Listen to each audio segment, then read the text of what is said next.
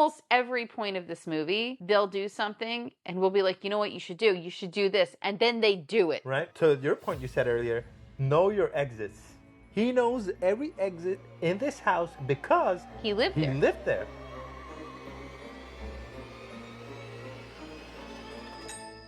Hi, I'm Caitlin. And I'm Charlie. And there's welcome. little Milo over here.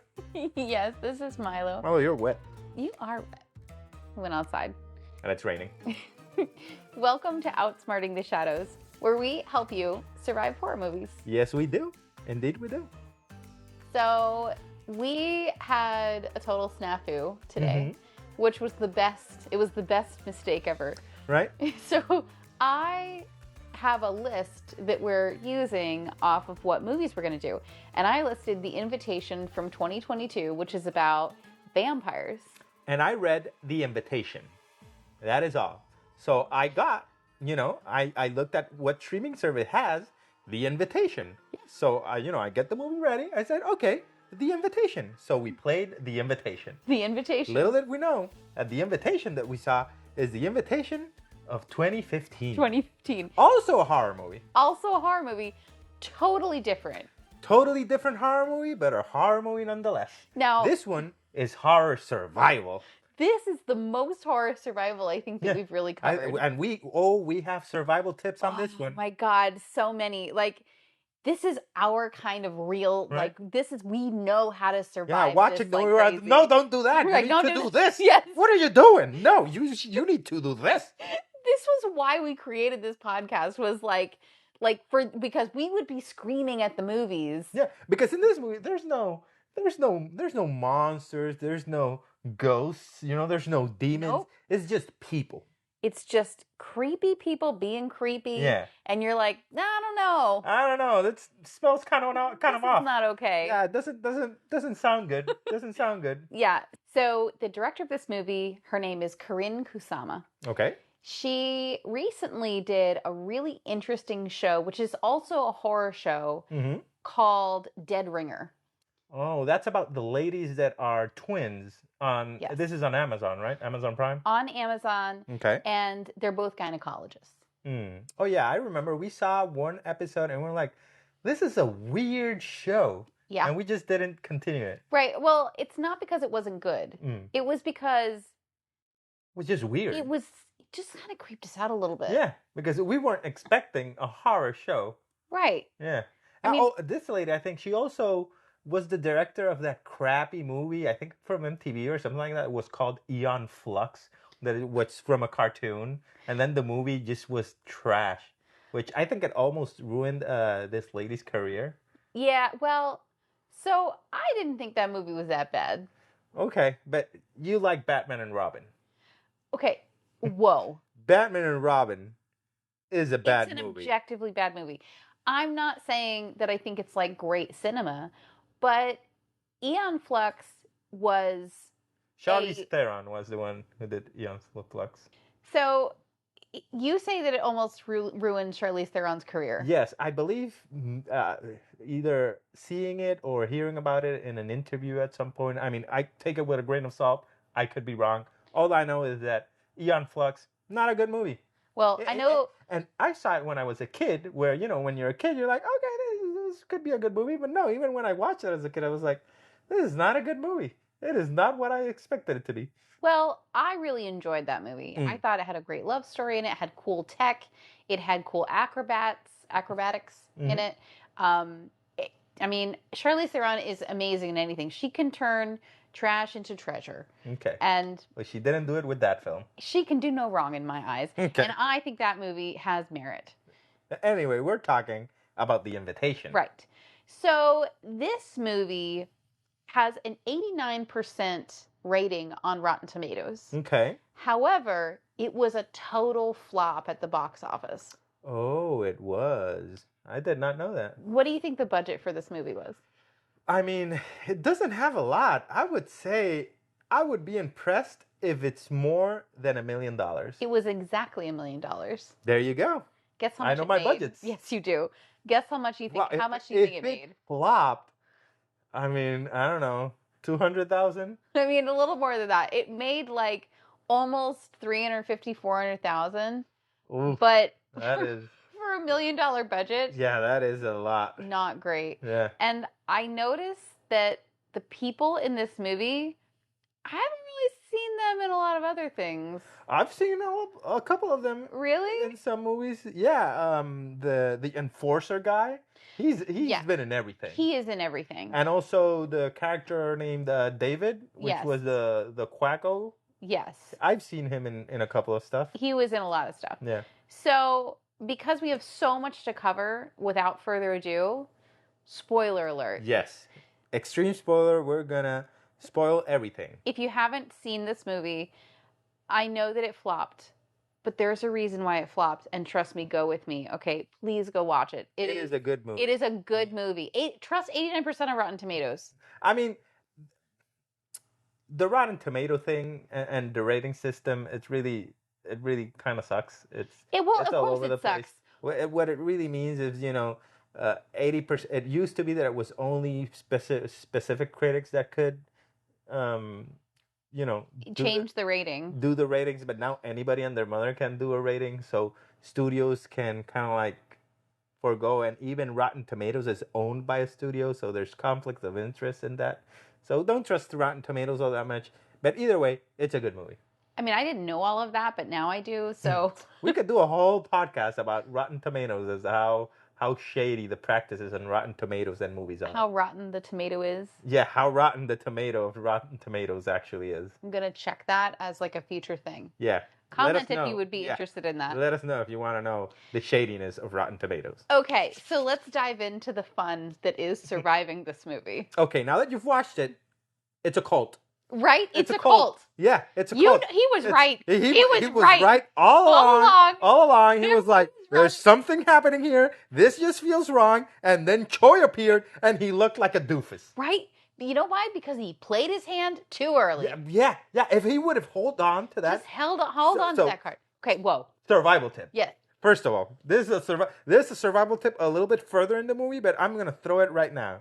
So if you're privy to specific information that lets you know that everything is wrong, you keep that card in your pocket, Right. Because nobody knows you know this information. Why would you say it out loud? If I was there, I would have gone to my wife. Listen, Right. I would have called her and listen to this.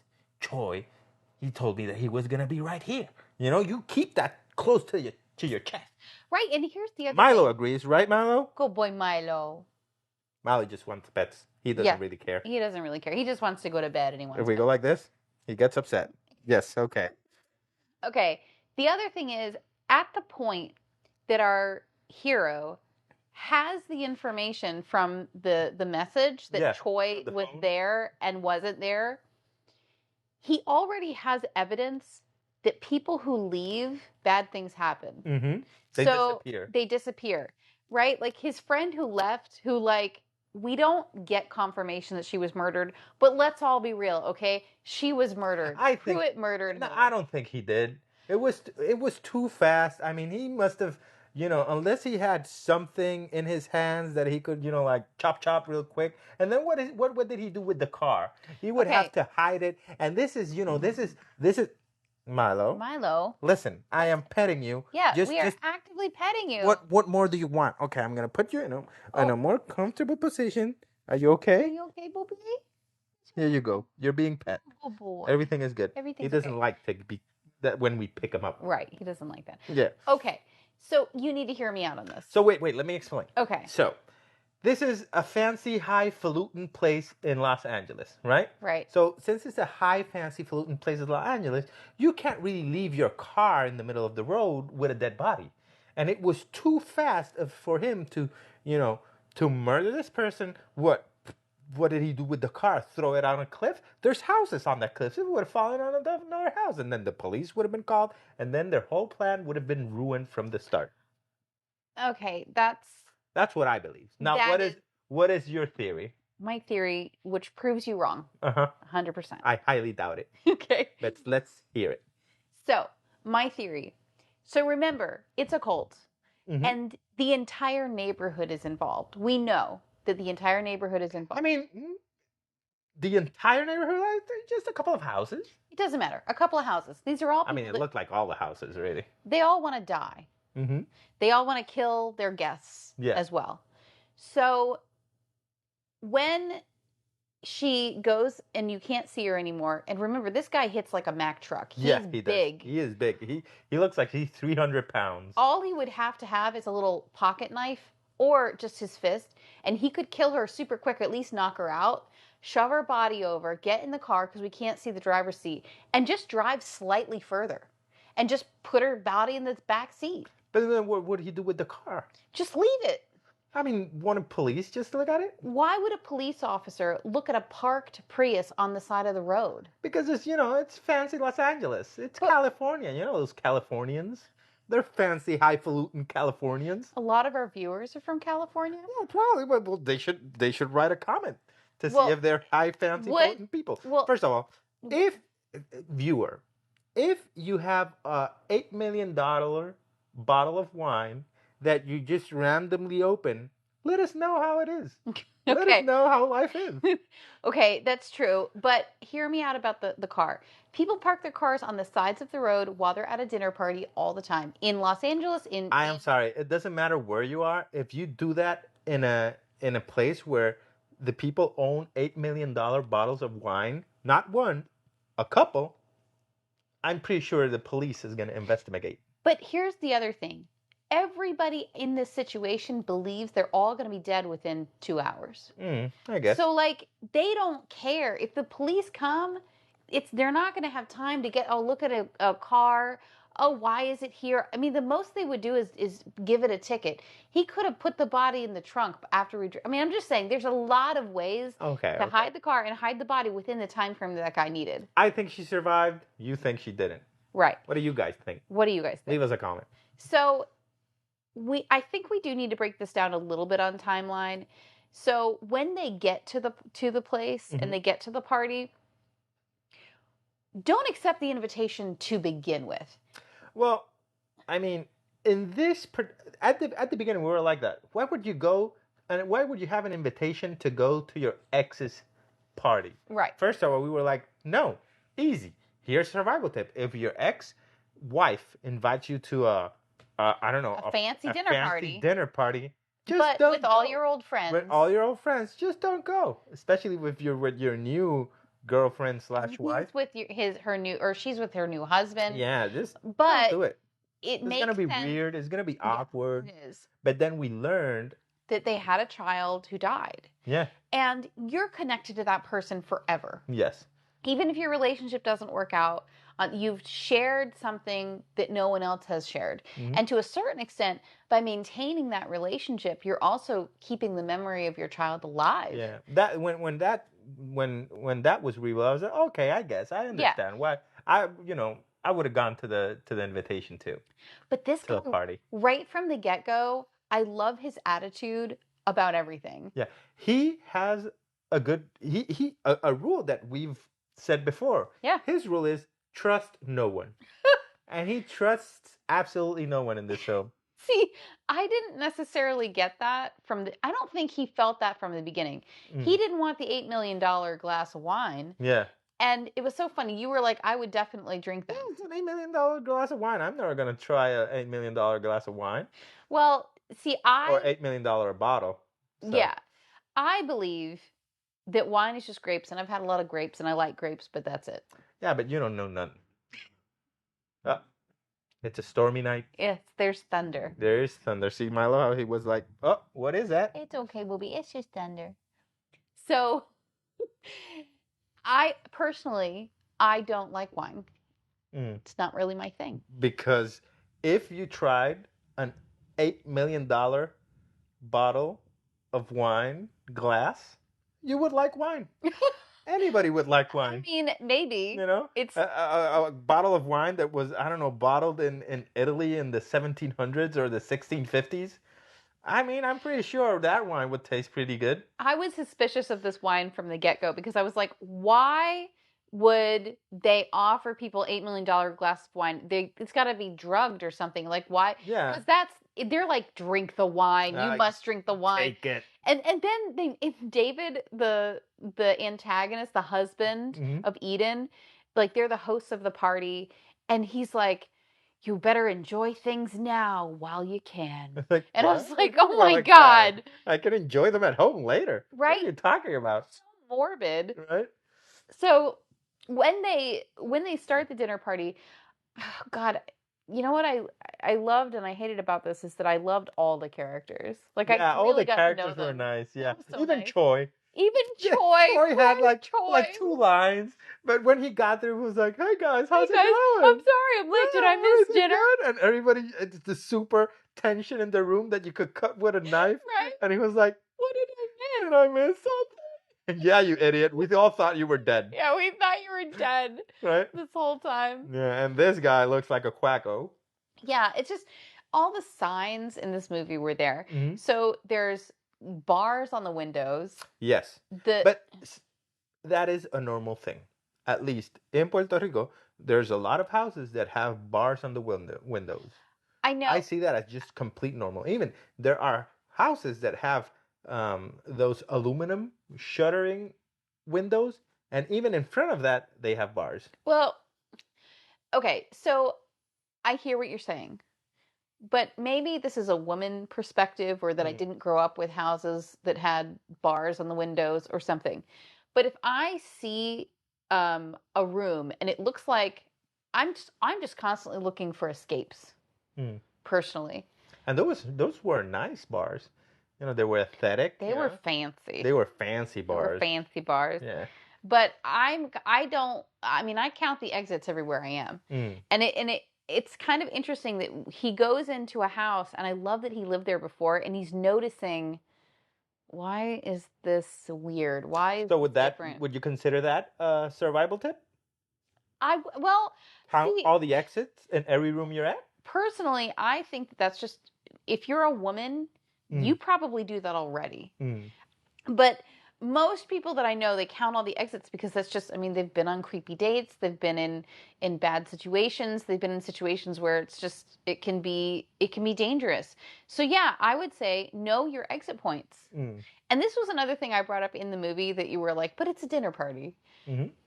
I would say, even in dinner parties and stuff, I try to be aware of my footwear. And if I'm wearing high heels, I know how to get out of them really quickly. Yeah. So that I can run. Yeah, that's not, I can't remember the last time I wore high heels to a party. So I wouldn't even have that in my mind. I wouldn't even think, these high heels are kind of like giving me a little footache. Yeah, I don't know if I can run. If I want to run, I got to take them off. Hasn't happened to me yet. Well, I would say... You may never know. Could happen in the future. Because most situations, the best thing to do is to run away. I mean, I would say, ideally, if you can run, you should run. But that's why I think the number one thing you should pay attention to is your footwear in terms of how to survive. And it's so weird because you're in like a safe space with all your friends and stuff. But it just, so many things about this. There's a lot of clues. There's like, so many clues. When they get into the house, you know, and they're just, and after the offering of the wines that he doesn't want, and at one point, he's just sitting in the stairs, right? Yeah. And then the guy, David locks the front door with a key from the inside. First of all, survival tip. I haven't been into many houses that you can lock the door with a key from the inside. You can always lock it and unlock it from the inside. So if you're in a house where on the inside there's a key where you can lock the door and it can stay locked without a key, that's a red, that's a red flag right there. Now, I took martial arts. So be skeptical. Yes, be skeptical. I have a response to that. I took martial arts for over 20 years.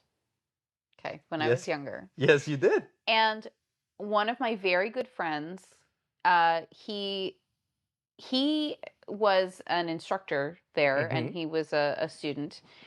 And in his house, he had a key that would lock on the inside. Oh, he's a serial killer. He's not a serial killer. He's a serial killer. No. I don't know who this person is. They're serial killers. He's not a serial killer. Nobody has that. A lot of people do. Nah. Because, and I don't believe it. Here's the justification for it. Okay? It can't be picked from the other side. Okay. No, that's a lie. It can. Yeah. They're living in a false dream, or they're serial killers. There's Serial killers. one or the other. If you have, if you go into a room or a house that there's a lock with a key on the inside that you can close it and then take the key and it stays closed and you need the key to open it, run. That is the tip of the day. That is the golden tip of today's episode. Right. You should just leave. You know what I love is that when David confronts him. William is the name of the main guy. So David confronts William because he's like, "You have such a weird attitude, man. Like you're all paranoid because you think like my friend's as though he's gonna steal something from your friend's car when she leaves. Then you're upset about the lock thing." Yeah. And I would be like, yeah, it's none of your business. Who locks their house with people inside? Are you gonna murder us? That would have been the first thing that came from my mouth. I would have been very slightly more diplomatic, but still very truthful. What I would say, my attitude is none of your business. Right. It is my business and not yours. Right. And I'd be like, you invited me. That's right. Either I am your guest. Or I am your hostage. Or I am your hostage. It's one or the other. There's no in between. You cannot control my mind. Yeah. So that was a couple of creepy things. Then... So I have to say, the very first thing that turned me on to the suspicion was simply the greeting of Eden and David to Will and Kira, who are our main couple. Not necessarily Eden, because Eden, she's the mom. She was his ex-wife. She's the mom of the boy that that lost his life, that died. She's very affectionate. She's very affectionate. She was she might be a little, a little cuckoo. Because when your child dies, you go a little crazy. It's okay if you have and people will probably, especially her friends, are okay. They'll accept it, right? But then this rando David dude that nobody knows, and all of a sudden this is my house, when clearly William said, "Oh yeah, this is her family had money. It was never mine." Yeah. So it's her house. It's her house. David's it's house. Your house, David. And then he grabs and he kind of like caresses your face. It's like, listen, I don't want to touch. Okay? Don't caress my face. I want to touch. And it's so weird how he takes Kira's, which is Will's girlfriend, he takes Kira's head into this weird hug. Like he won with me. Right. Oh, really gross. So spiritual. Ugh, icky. And I was just felt icky. It felt, I don't know how to explain it, but it felt cultish. Yeah. It did feel like a cultish greeting. Right. And the cult in this universe is called The Invitation. The Invitation. Yes. Which all of a sudden they so you guys are in a cult. And they're like, no, we're not in a cult. And they put on the weirdest, kind of like sickish movie or home video of this lady dying because she had cancer. And they're all like, yes, be one with the spirits or with your ancestors. I don't know. It looks like she could have gone, to a doctor and get some chemo or something. Yeah, and that was kind of awful. And I don't know why everybody didn't leave then. Right? I mean, even if you need a slightly awkward, impolite, oh well, I have to go feed my cat. So, I would have left as soon as I saw a guy lock the door and take the key away. That red flag. That is not a yellow flag. That is not an orange flag. That is a red flag. Red flag. Right? So, I would have been, listen, wife, we need to leave because I'm not feeling good. You make shit up. It doesn't matter. Yeah. You make it up and then you leave. Okay, so they missed that opportunity. When they showed the video, the enforcer guy, I forgot his name. So he starts to tell this... Pruitt. He starts to tell this story about his wife and how he loved her. And then one of the friends asks, oh, did she pass? And he goes into this... This story was like, oh, this is a horror movie. Yes. He was like, yeah, I drank and then I got mad and I beat her. And he beat her so hard that he basically murdered his wife. Yeah. And he just... and he was like, I've forgiven myself. I forget, I know, but then he goes, I went to prison, so, it's okay, I forgiven myself, and he just stone cold, just how he says it, is like, that would have been the point where I went like, listen, I need to go. Yeah. I am leaving. Right? you have somebody here who is okay with the fact that he murdered someone who he loved. Yeah. What could he do to strangers then? Right? Like, I just can't. I mean, but to be fair, he wasn't drinking. No, he wasn't drinking. He did. See, I think people who believe in what they're doing are more dangerous than people who accidentally do it. Yeah, yeah. Because they lived that life. That cult life, right? Yeah, every single thing they did, they were like 100% in it. And like, I don't know. I don't like that. I don't like that. I don't like it when you believe crazy stuff. Yeah. I don't know. Like, it has like all Heaven's Gate all written all over it. Yeah. Yeah, it was a lot. And the other thing that I loved about this movie was the friendships that you got to touch on and visit slightly in the beginning. Like, he had conversations with a few people all over. Yeah, you could see that they were really good friends. Yes. And they were there for each other, to help each other in a long time, in 2 years. Yeah. Originally, he saw his ex-wife in I think it was a grocery store or something like that, and then he didn't see her for 2 years. So she basically disappeared. Yeah. For 2 years. And then he gets the invitation. So, and another thing, there's another survival tip. So he went to the house, and right from the get-go, before they start to talk about, the cold stuff, he looks into a room, and there's just this naked lady standing in the front of the door looking at him. Right. She's staring at him all creepy. And naked. It's like, listen, unless you're going, to a party, and it's of the swinger kind. Right. If you're in a party and it's not of the swingers kind, there shouldn't be no naked lady skulking around in the shadows. Right. That would be a dead giveaway, a really big red flag to leave. Yeah. Just get out of there. And the other thing that no one mentions that I love that Will brings up in that tirade that he does later, where he's like, "You're all so polite." Mm-hmm. And they have this giant man there who they say, "Oh, it's just a friend."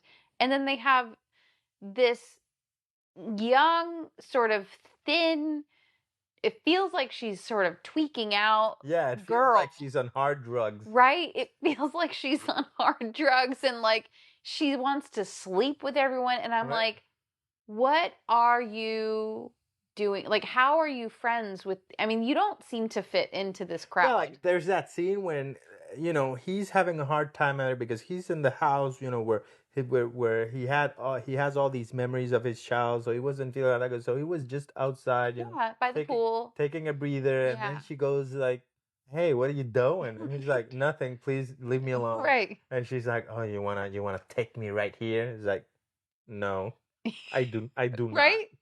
And she's like, "Oh, but I can make you want me just with my sounds." Like, oh, it's just another part that was kind of icky. It was so icky. And he was like, "Please go inside, shoo. Leave me alone." At that point, I would see another thing: communication. He never tells his wife that happened, because at the moment where he would have told her, I'm pretty sure she would have gone like, "Okay, it's time to leave. We're leaving. We're leaving right now." Right? That's why another survival tip for this episode is just communicate.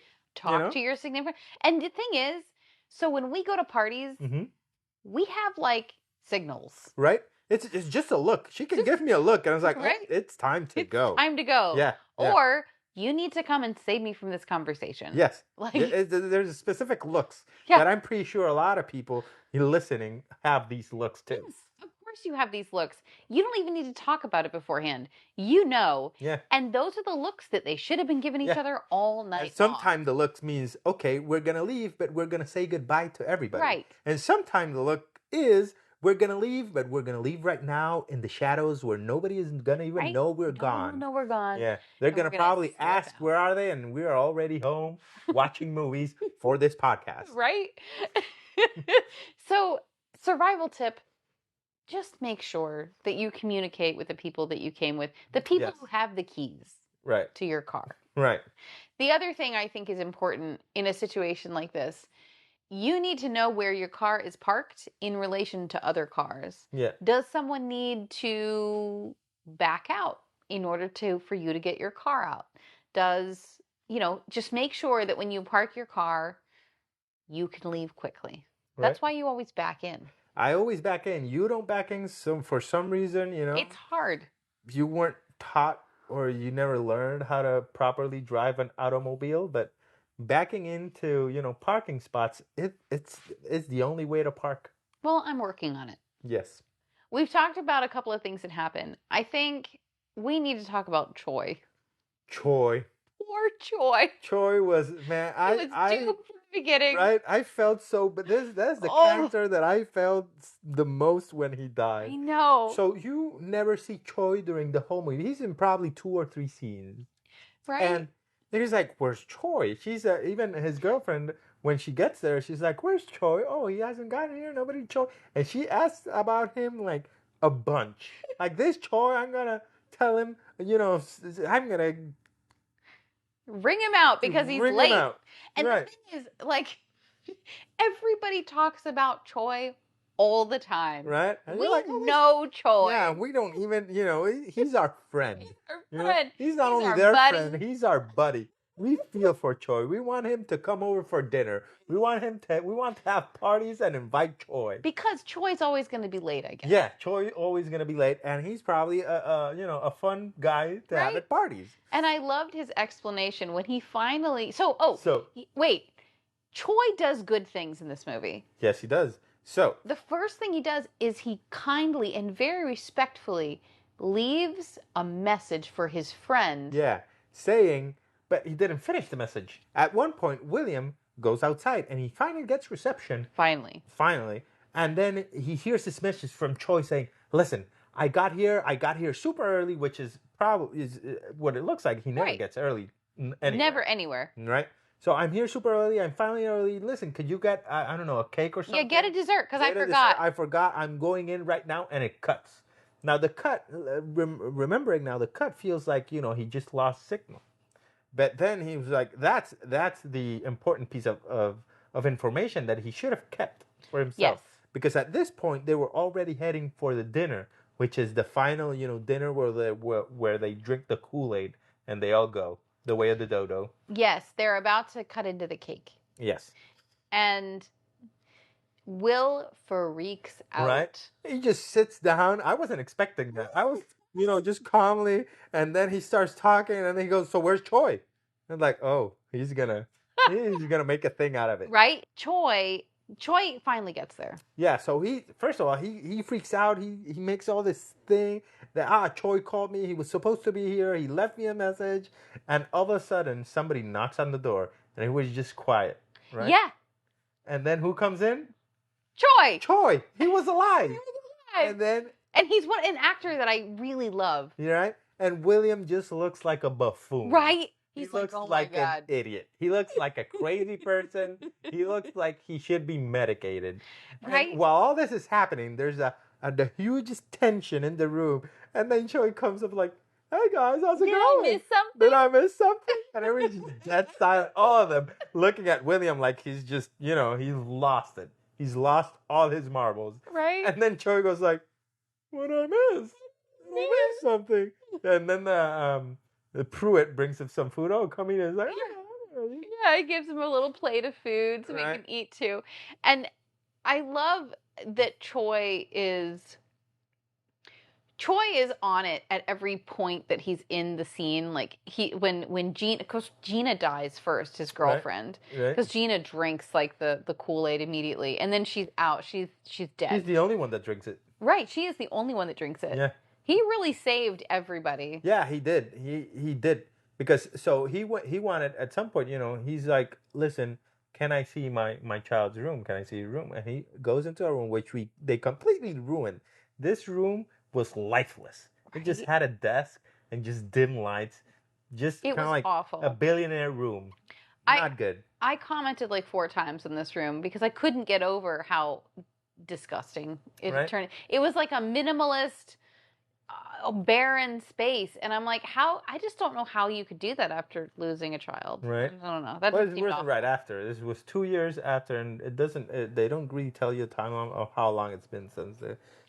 Guess that's true. Since their child died. Yeah. So in this room, he finds a laptop. He opens the laptop and he sees this weird cryptic message of the cult leader, Dr. something, because I don't remember his name. Dr. Robert? I don't remember. I don't remember. Know. Dr. Cult Leader. Dr. Cult Leader. Right? Yeah, he's a Dr. Cult Leader. And he's like, oh, today is the night that we're going to ascend, jobbity, bloppity, bloop. This is a call. We're culty, and culty things will happen today because culty things happen, and we're cult. And so Pruitt kind of like knocks, really going, listen, it's time. We're going to the we need you at the table. We need you upstairs. Yeah. It's like, and he was knocking hard. That was the first point where you're like, okay, there's some real deal danger here. Right. It's no joke. It's about to because happen. When he goes up, it's that they're gonna cut the cake. So it's like, okay, he might have he was probably in a hurry to get them there because he wanted all of them to be there with the cake thing. Yeah. Yeah. So they're all going to have a glass of sherry. Right? And there's an interesting scene when you see his face, the gears kind of like turning. Yeah. Remembering one thing, remembering the other, remembering that he feels like unsafe. And all of a sudden, he just starts going crazy. Do not drink it. Don't drink it. He's getting rid of all the glasses. And then the crazy lady that looked like she was on hard drugs. The other lady. Yeah, she attacks him immediately. Yeah, like, okay, what did he ruin? I mean, you could have been thinking... That's what she said. Yeah, you could have been thinking, oh, he ruined the party, right? Yeah. But no, she meant, he ruined the little cult thing. Yeah. So he shoves her to the side. Her head hits the table. The corner of the table. And you're like, over here, you're like, good riddance, this crazy lady.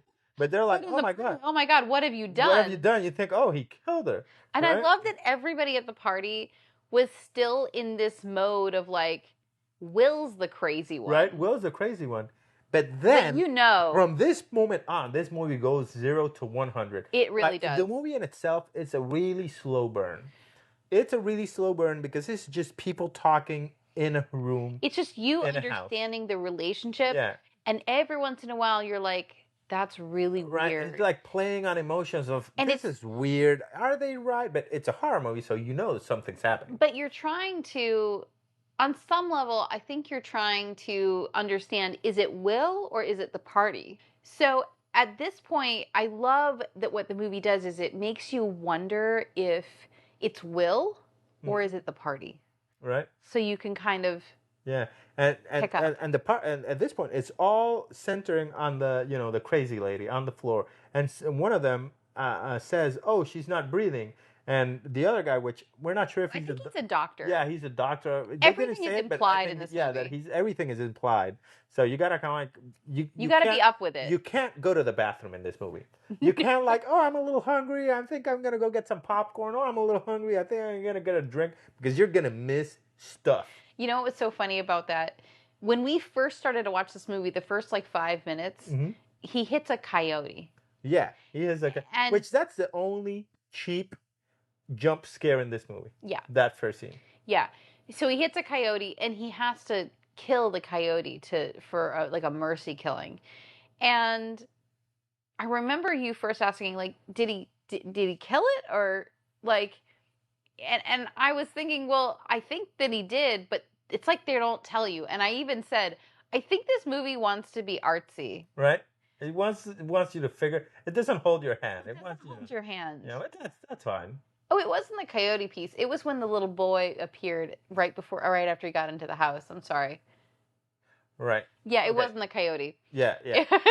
But so at first, the other thing that was great about this movie is the flashbacks. Mm-hmm. So this was the moment where we had our first flashback where he walks into the house and there's a little boy there. Mm-hmm. And at first you're like, oh, they have a child. And then you realize, no, this is a flash. And you put all the pieces together that was in the previous conversation when the coyote died. When they're getting to the gate, his now wife or girlfriend, I'm not sure which it is, she told him, Jesus, you lived here? So that was the house he lived in. Yes. And to, more to my point, I wouldn't go into, a party if it's in the house with my with your ex-wife and her new husband. Right? That's just weird. Now, I can understand. I mean, we have seen relationships where you lose a child and you become very good friends with your significant other after you break up because, you're connected. But like that lady from the show Alone. Alone, Australia. Oh my God. If you haven't seen Alone, Australia, that's a good one. Great show. Yeah. No spoilers on that. Right. So I love that they do all the flashbacks. You really get to know the characters and you get to kind of figure out who they are and who they were to each other and what their past is without it being spoon-fed to you. Right. So going back to what he was talking about originally, we assume that this one guy is a doctor. Right. He starts to try and treat the lady. The lady. And then somebody else says, "Oh, she's not breathing." And since he's with her, he's like, No, she's breathing. She's breathing. And they go, "It's not her. Gina's not breathing." And then they go like, "What?" What? And you see the foam from her mouth because, Gina liked to drink. Gina really got into it. At the beginning, that she liked to drink. She also liked, the devil's dandruff. She took a shot of devil's dandruff. And she's like, and they showed you that before he says, don't drink it. She was the first one that's like, she didn't even wait. She went like, rang, and took the whole thing. Yeah, she did. And then he went like, don't drink it. So she was the only person. She was the only one who really got it. So she's gone. She's like, I don't know what they drink. I don't know what type of thing you drink. Cults drink, but she drank that. The thing the cults drink. And poor Choi. Choi's like trying to help her. Okay. Right? No, she's not okay. No, she's not okay. And then the David guy, he got a gun. Which in that scene you can see him walking and he's hiding his hand. Which I caught that. I said, "What does he have in his hand?" You did catch that. Yeah, and it was a gun. So he just shot the doctor. Yeah. The doctor guy, and then he shot Choi. No, and then Pruitt was like, "Listen, I am the muscle here. I am the one. I'm the one that's gonna do all of it. I'm the one that does the dirty work." Yeah. I mean, that's why Pruitt was there. Yeah, that was the only reason he was there. Yeah. I wonder if there was a Pruitt in each of the houses. There must have been. There must have been a Pruitt and I forget her name, but the sex slave lady, right? The lady who just wants to sleep with everybody. Right. You think there was 2 per house? I think there was. Yeah, and then there was the couple that owns the house, or the person that owns the house. Yeah. And like, it's because that's how cults are. Yeah. So at this point, from this moment on, the movie is slow all the way, and it's gearing up to this one moment. And here's where it's balls to the wall. Right. It's go time. This is survival. This is where you need our survival tips. Now, up to this point, survival has been mostly about observation and preparation. Right. I mean, at some points you could have, you could have left. You could have left. But we fall on that all the time here. Yeah. There's a lot of movies, there's a lot of situations where if you're just feeling uncomfortable at all, just leave. Right.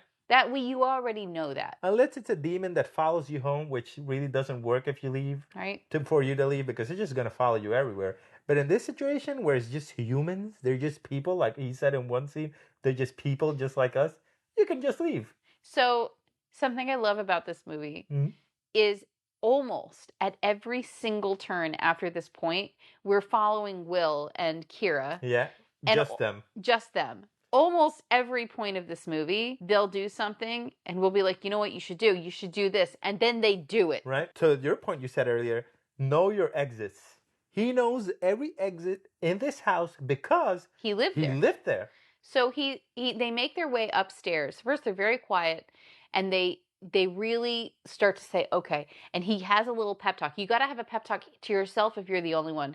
You're like, these are just people. Right. We are going to survive this no matter what. No matter what, we are going to get out. Right. And if they are just people, they can break. They can hurt you. You can hurt them. And remember, you want to survive way more than they want to kill you. Right. That's right.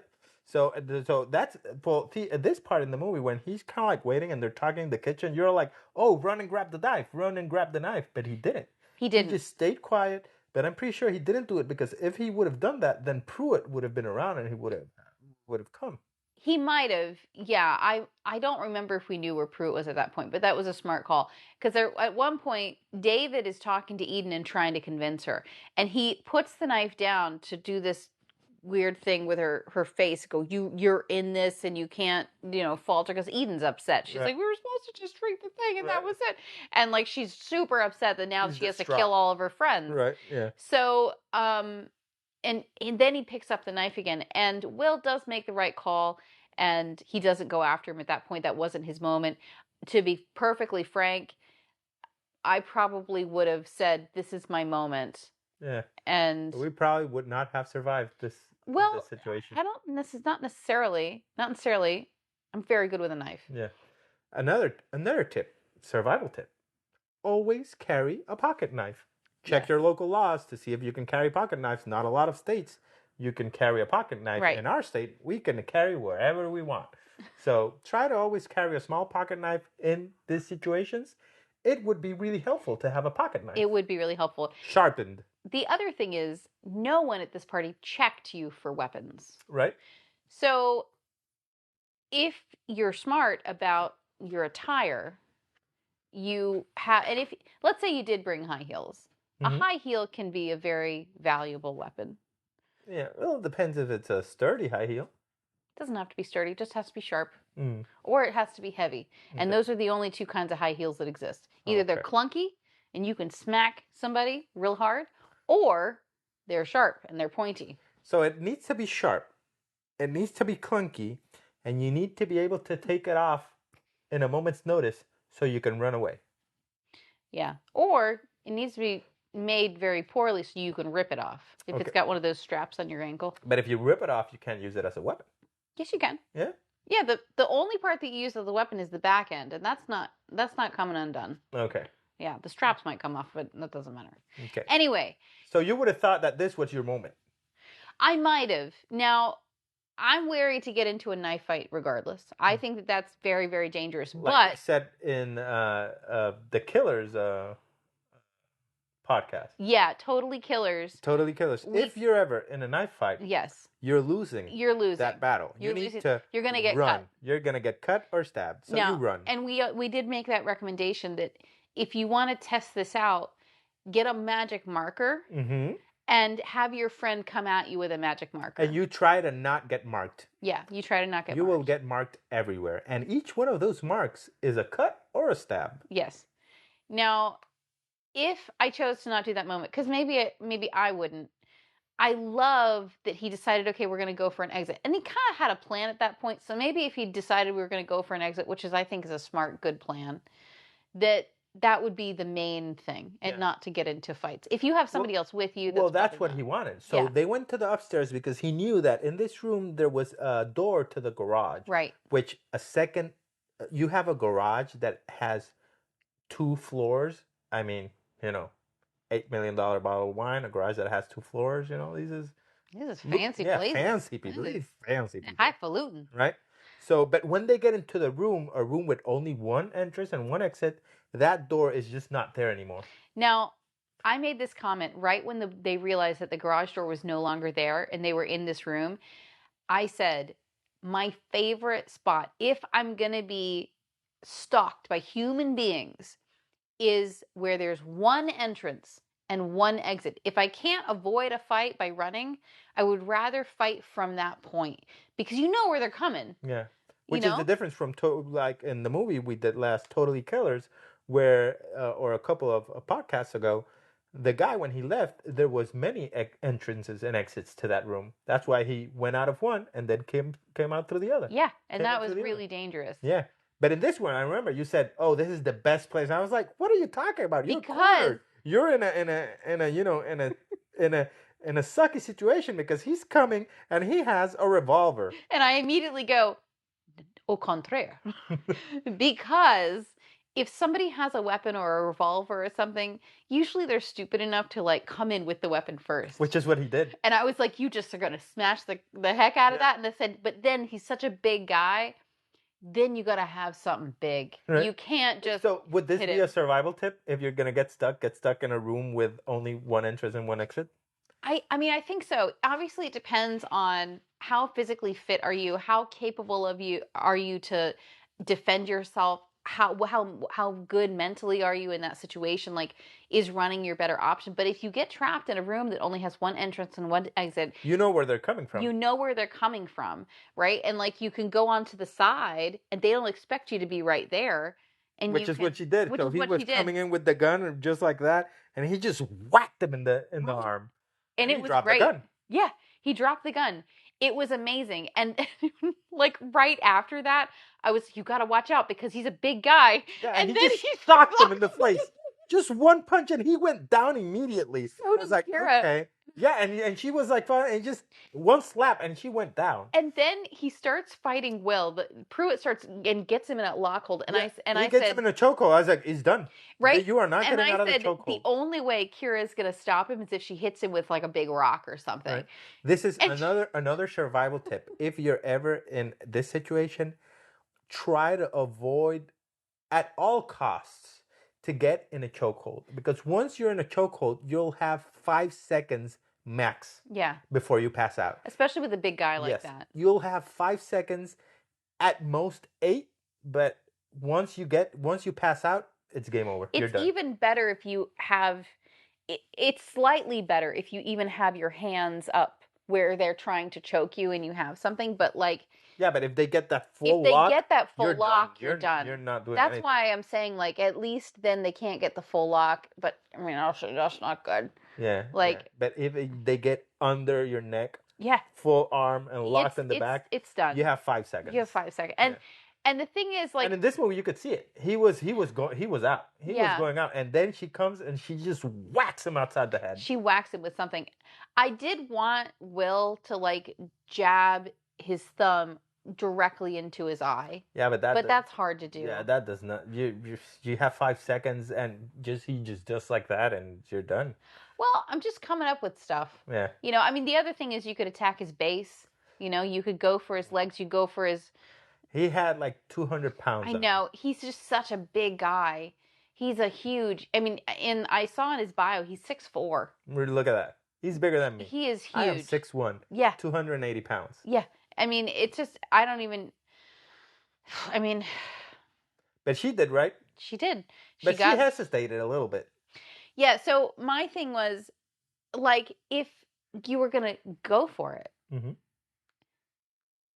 If you were going to go for it and you're going to hit him, you got to keep hitting and don't stop until he's not moving. Yeah, because she was like, I hit him. Let me see if is it done? Right. Oh, no, it's not. Okay. Hit him again. And then, is it done? Let me see. And I'm no, like, it's not done. No. And hit him again.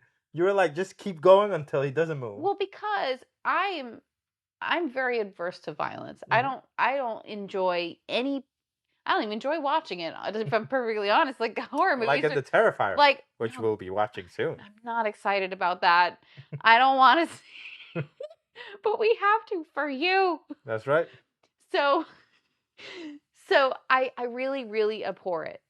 But what that means is if you're trying to survive, you remove your emotions as much as you can and you just do it. You do what you need to do. Mm-hmm. I mean, I feel like, I don't know. We are not survival experts. No. We are just people. Yes. But for all we know, we're in this situation and we would drink the glass. For all we know, we would just pee ourselves. Right. Do like Milo does, and sometimes he poops himself. Right? If another dog is scary, he just poops himself. Yeah. He just left. He's sleepy. Yeah. He decided he's had enough of this. Mm-hmm. So then, okay, he beats the guy.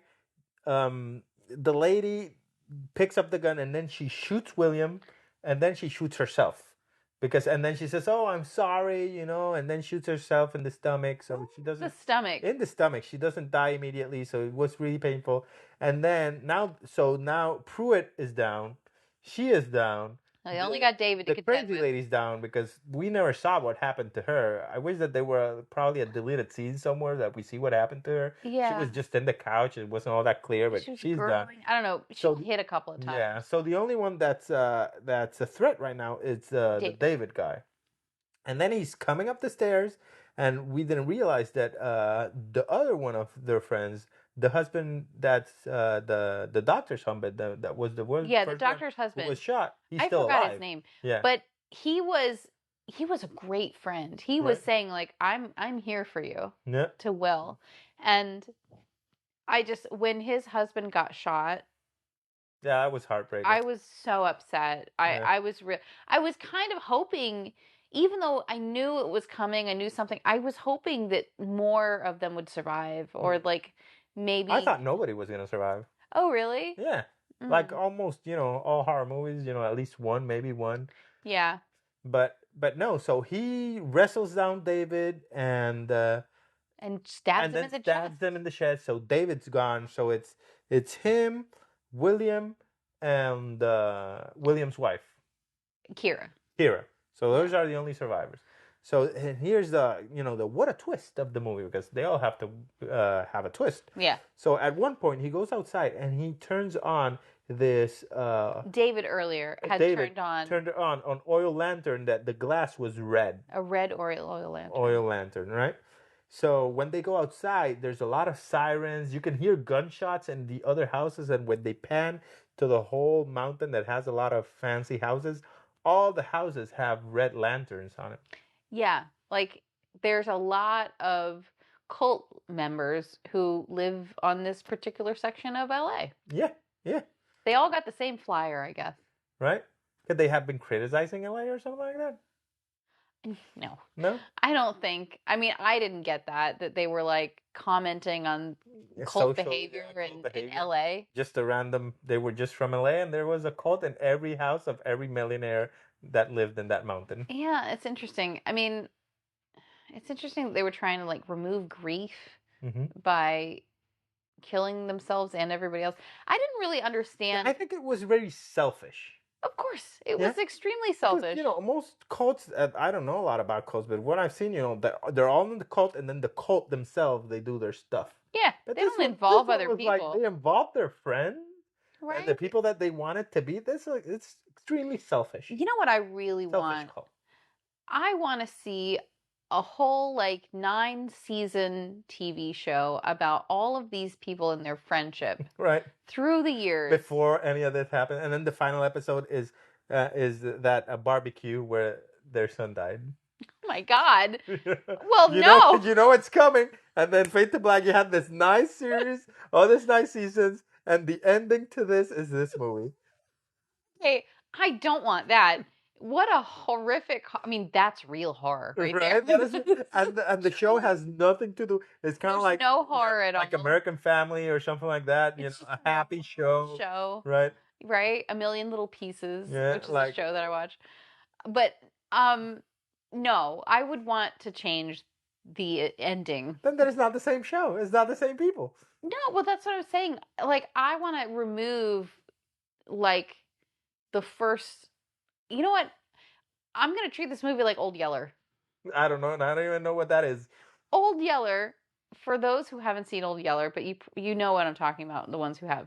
Old Yeller is a movie about a boy who has a dog, and it's really exciting, and he just lives his life with this beautiful yellow lab. Yeah, but this is... Wait. And then, so at the end of the movie, Old Yeller gets bit by a rabid raccoon, and the boy has to shoot the dog in the head and kills it. Oh, okay. And it is absolutely horrific. It's a twist that no one saw coming. So a lot of parents will show this movie to their kids and just go, oh, well, the Old Yeller that ended.